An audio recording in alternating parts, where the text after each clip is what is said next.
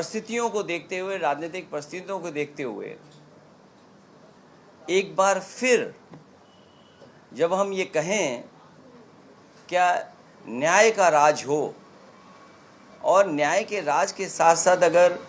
सामाजिक न्याय का राज न हो तो बात अधूरी हो जाती है। आदरणीय श्रीकांत जेना जी बहुत वरिष्ठ नेता हैं। आप में से जितने लोग हैं उनको पूरा उनकी जानकारी है कि किस तरह के राजनीति के उतार चढ़ाव उन्होंने देखे हैं। मैं जब बाएं लगी तस्वीर को देख रहा था तो ये लगता है कि कितना पुराना राजनीतिक रास्ता रहा है। आज जब मैं इनके आवास में आपसे मिल रहा हूँ, आपसे मिलने से पहले सीपीआई, सीपीएम,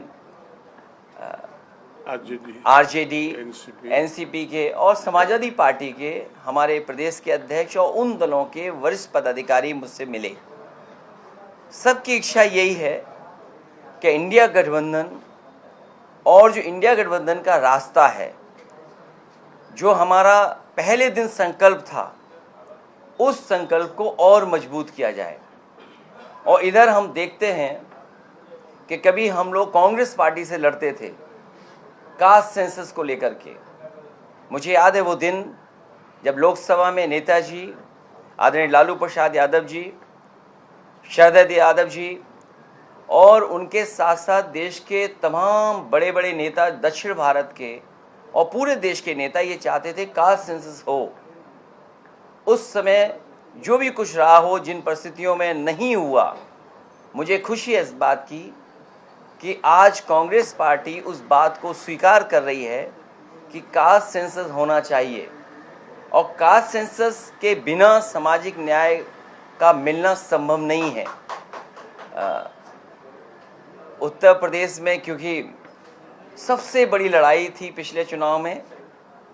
मैंने उस समय भी कहा कि समाजवादी पार्टी इंडिया गठबंधन के साथ साथ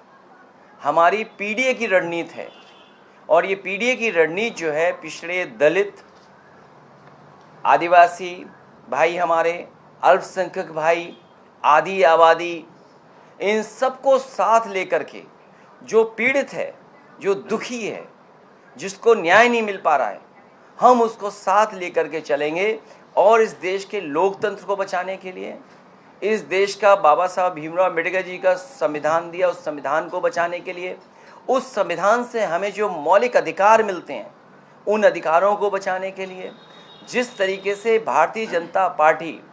एक एक फैसला इस बात का ले रही है कि कैसे लोकतंत्र कमज़ोर हो, संविधान कमज़ोर हो, हम यही बात याद दिलाना चाहते हैं कि जिस समय संविधान कमज़ोर होगा, हमारा लोकतंत्र कमज़ोर होगा। मुझे खुशी है इस बात की कि कम से कम उड़ीसा में श्रीकांत जेना जी और उनके तमाम सहयोगी साथी मिलकर के इस आवाज़ को उठा रहे हैं, जहां हम लोकतंत्र और संविधान और बाबा साहब भीमराव अम्बेडकर जी का दिया हुआ संविधान के तहत जो हमें व्यवस्था है, उस व्यवस्था को बचाने के लिए, क्योंकि सामाजिक न्याय मिलना, सामाजिक न्याय के साथ साथ आर्थिक जो गैर बराबरी है उसमें हमारी बराबरी का हक मिले, उस आर्थिक गैर बराबरी में हम गरीबों को भी जोड़ा जाए, हमारे तमाम लोग जो पीछे रह गए वो उनको जोड़ा जाए। इसलिए हालांकि मैं आपसे जब मिल रहा हूँ, अभी 14 तारीख को हमने सब ने मिल कर के, न केवल समाजवादी पार्टी ने बल्कि देश के सभी दलों ने और देश के सभी संगठनों ने बढ़ चढ़ कर के पूरे देश में हिस्सा लिया और जगह जगह कार्यक्रम हुए, जगह जगह गोष्ठियाँ हुई, जगह जगह हमें आपको देखने को मिला कि सब लोग ये संकल्प ले रहे हैं और याद कर रहे हैं बाबा साहब भीमराव अम्बेडकर जी को, जो हमारे संविधान के शिल्पकार रहे, संविधान के निर्माता, जिन्होंने हमें आपको रास्ता दिखाया कि किस तरीके से यही संविधान है जो हमें अधिकार दिलाएगा। और उसी संविधान को लोग कमज़ोर कर रहे हैं। और देखने को तो ये मिला कि जो संविधान को कमज़ोर कर रहे हैं वो सबसे ज़्यादा बढ़ चढ़ करके इस कार्यक्रम में हिस्सा ले रहे थे। इसलिए ज़रूरी बनता है कि सामाजिक न्याय के राज की स्थापना का संकल्प लें हम,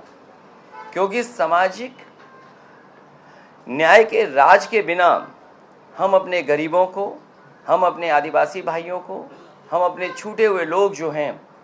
जो आज़ादी के बाद जिन्हें हक और सम्मान मिल जाना चाहिए, नहीं मिल पा रहा है, उनके लिए लड़ाई हम लोग लड़ेंगे। एक बहुत बड़ा पत्र मैंने लिखा था, हालांकि मैं अभी पत्र नहीं पढ़ सकता हूं,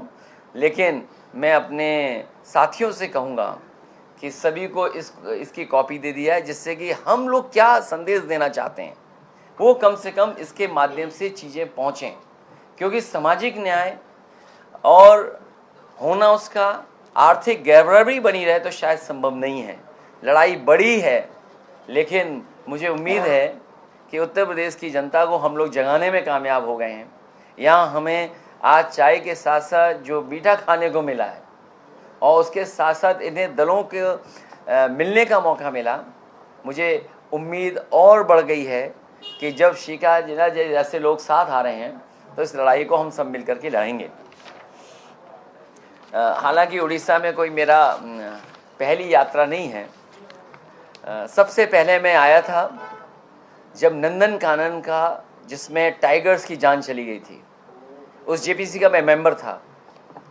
और उसके बाद ही नेताजी ने फैसला लिया था कि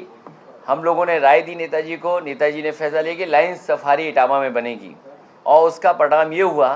कि आज इटावा में लायन सफारी बन गई है। हालांकि यहाँ टाइगर के साथ हादसा हुआ था। एक बार मैं और आया था नेताजी के साथ ही, जब फायरिंग रेंज पर, उस समय नेताजी डिफेंस मिनिस्टर थे, जो हमारे पूर्व राष्ट्रपति रहे कलाम साहब वहाँ पर हेड कर रहे थे डीआरडीओ को, उस समय मुझे जाने का मौका मिला था। उड़ीसा प्रदेश में सामाजिक न्याय की लड़ाई आगे बढ़े,